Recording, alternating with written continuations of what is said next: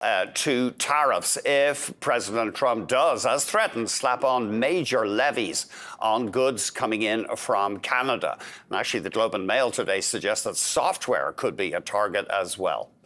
Our guest just published a report highlighting 10 major Canadian companies with large U.S. revenues and potentially a risk of being hurt by tariffs. We're joined by Ellison Kandler, who is head of equity at Syntax Data. Thanks very much indeed for joining us.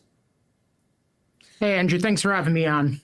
It's a complex area because we do have companies that do operations on both sides of the border. But as a starting point, you looked at companies that generate a lot of revenue in the United States.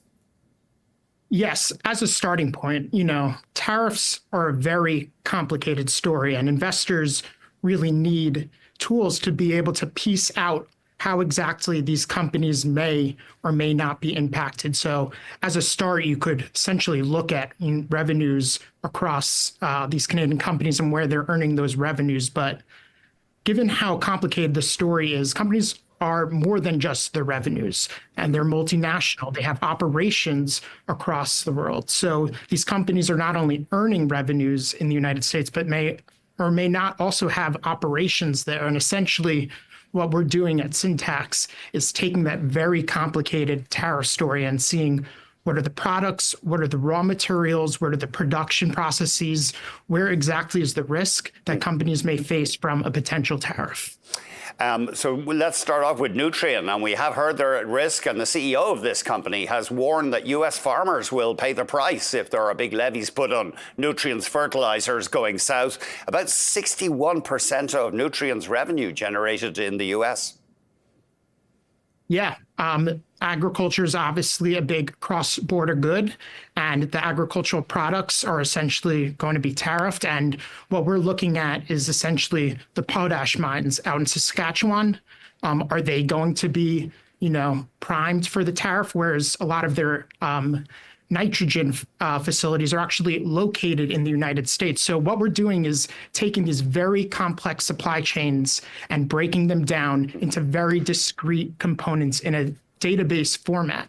And that really just allows an investor to know exactly what may or may not be at risk here.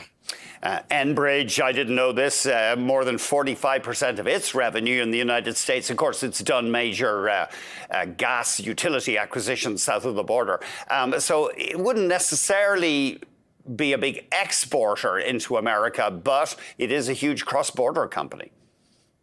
You take a look at the Enbridge map of where their pipelines, those pipelines are crisscrossing the U.S. border. The interesting thing about Enbridge is that it's within that energy tariff bucket, which essentially they have decided to slap not 25, but potentially 10%. And that's a recognition that a lot of the energy that the United States is bringing into the United States is essentially being refined by U.S. refiners and then either used here at home or shipped worldwide. So I think that's more of a recognition that energy, which I believe is also the biggest component of the trade deficit between the United States and Canada, is sort of an important piece that you have to be a little bit careful about.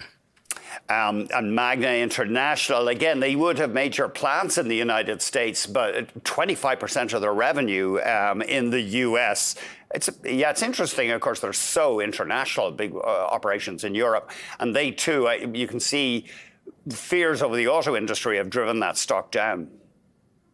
Totally. And not only are they super integrated into the North American automotive ecosystem, but they have a separate set of tariffs on automotive products as well, semiconductors, pharmaceuticals that may be completely separate from the Canadian tariffs. And essentially what our system does, we take a lot of this geographic information, but we're also breaking it down by the specific products. What our system is great at doing is taking something complex, like the harmonized tariff system, which are the specific codes that countries are using to determine what these tariffs are, and connecting them into an entire standardized database so we can know exactly at the click of a button where all the products, the raw materials, and the production processes and where they're located.